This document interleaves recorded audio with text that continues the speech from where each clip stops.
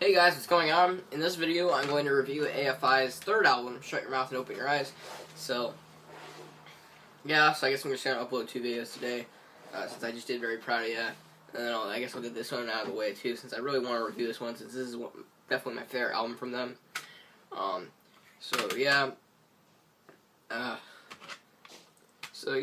guess we'll get started. It's just a little bit of background information. This came out, actually, the exact year after, it's called, Very Proud of Ya. This came out in 97, or 98, I can't remember, let me see. What's that thing around here? Yeah, this is 97. Anyways. And let me get to the packaging. So, the album cover is really weird. I never really understood what the heck it was, but for some reason, it really looks really appealing to me. It's really cool.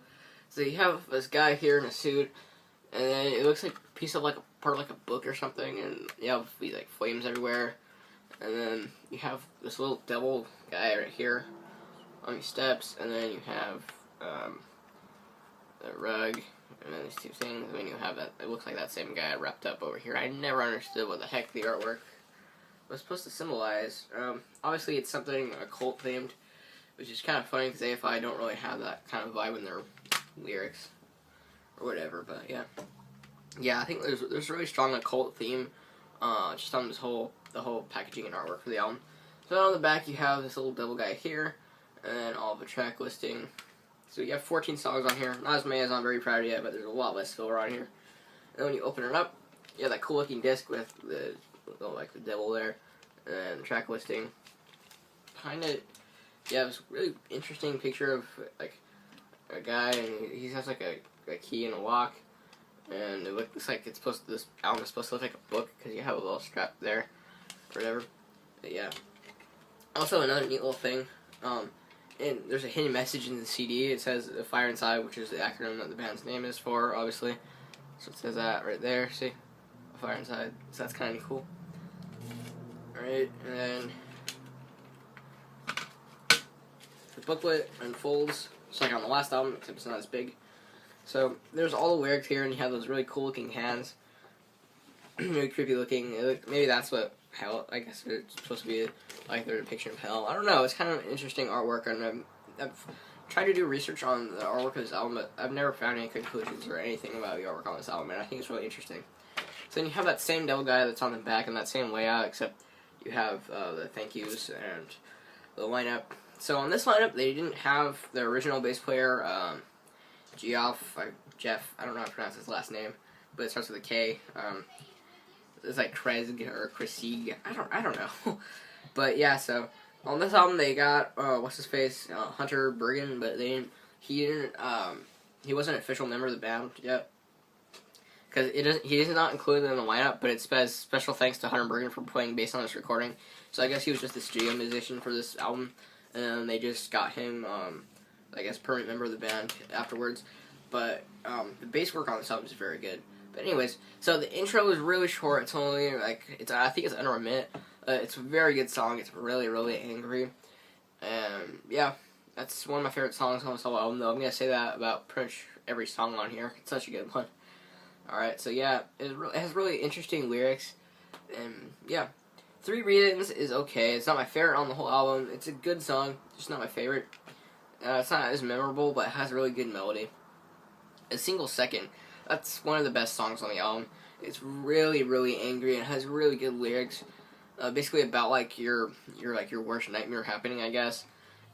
But it's so the lyrics are so good. I noticed that I'm like reading lyrics at least like one song on each album that I've been reviewing for these.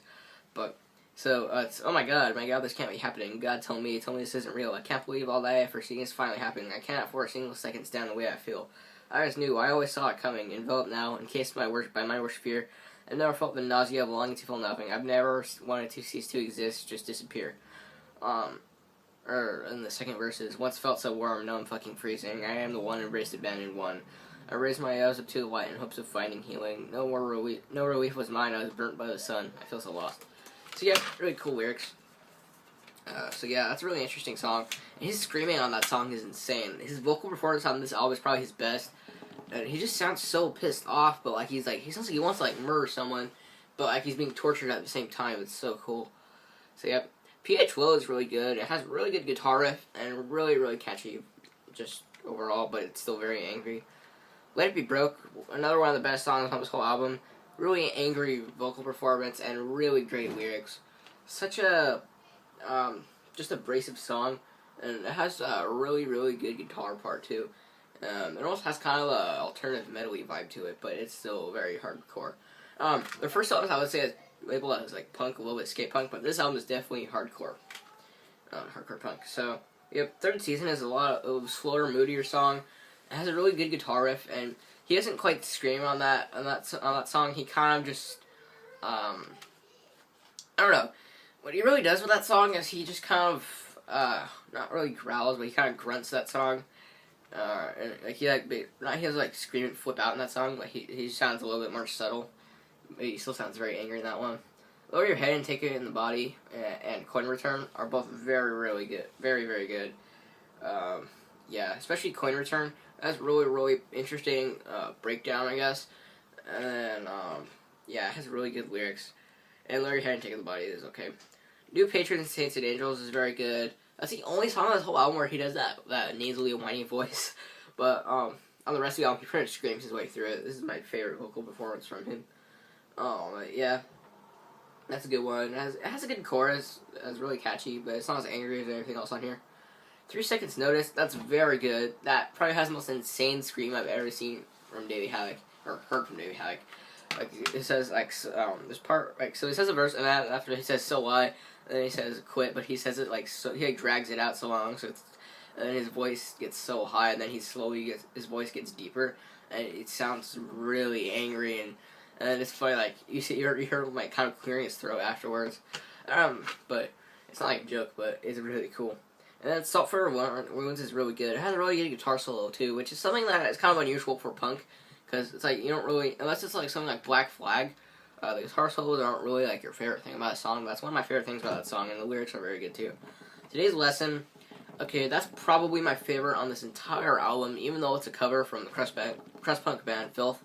I've heard the original, but I just like the version on here so much better, because his anger in that song is just so insane and pissed, and it's such a good song. Just everything about that song is very good. The Devil Loves You, that's a great song, but I'm just like internally really sick of that song, because when I first got this album, that's like one of the only songs I played, because I just really liked it, and I never really explored the rest of the album. God, the camera keeps shaking. I'm gonna quit leaning on my desk. Anyways, it's just really angry, you know. The Devil Loves You, it's a good song. Also, it doesn't have occult lyrics, which you'd expect on this album, judging by the artwork. But no. But a good song title too, Devil Loves You, it sounds really cool. 000, last song here, it's a really overrated song, honestly. It's good, but it's very overrated as far as, like when people talk about this album, the 3 songs they'll talk about are 000, Third Season, and Seal Second, and 000 is good, but it's not as good as everything else on here. There's no hidden track on here, but on the vinyl version, you do have a cover of Last Caress from the Misfits that honestly isn't very good. But this is my favorite release from AFI, favorite album.